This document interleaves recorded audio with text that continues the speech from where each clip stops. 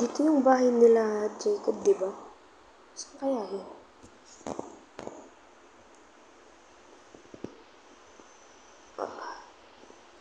Laki naman ng bahay nila Jacob.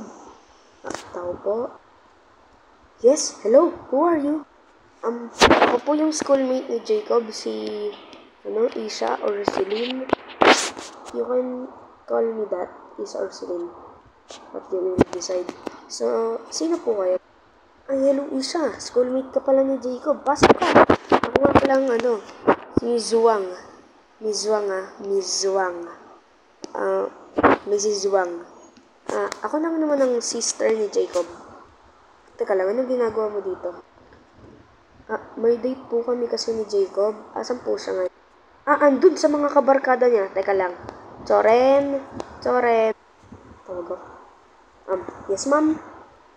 Tid mo nga to si Isha kung saan nakatambay yung mga sila Jacob. Okay. Isha, dito.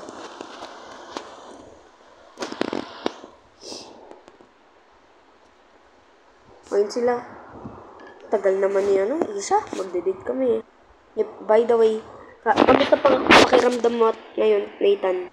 Kaya nga, Nathan, okay ka na lang? Okay ka na ba? Nako, mga tol, di pa eh. Kailan ko pa talaga ng pahinga. Paano na yan? May event daw sa school May event daw sa school, sa isang linggo. Sa Saturday. Kaya nga, Thursday na ngayon, Simpa dito yung yung naman dito. Wala pang red beer dito. Andyan na pala si Isha eh. Isha, tara na.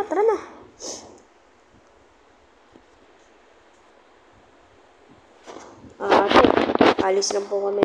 Date kami. Sige.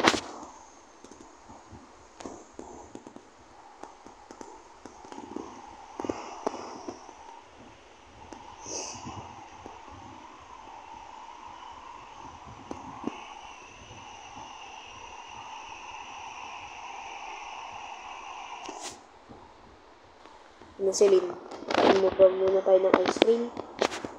Ikaw bahala, basta libre ako. Sige, try ko yung dyan, mint chip. Di ko pa kasi napatry yun eh. Ako din, try. Tara, try nyo natin.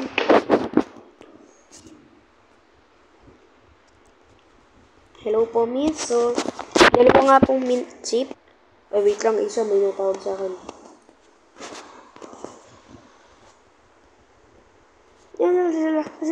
Ano? Ha? Ayaw namin. Para to sa business natin. Ayoko eh. Ano ba naman yan? Ma, pwede ba? Ayoko dun sa babaeng yun. Gusto ko lang dito kay Isa. Ano ka ba? Pangit-pangit ng babaeng yun. Jacob, mag-isip ka nga. Mas maganda si Shaiju kaysa kay Isha. Kaya yun na lang ikasal mo. Pagka-graduate mo, ikakasal na kayo. Manaman eh. Tingnan niyo, pag kinsal kami, bubugbugin ko lang yun. Stop being rude, ha? Kaya, kailangan mo siyang mapangasawa, okay? Hindi si Isha. Diba naman yan? Paano ko ito masasabi kay Isha?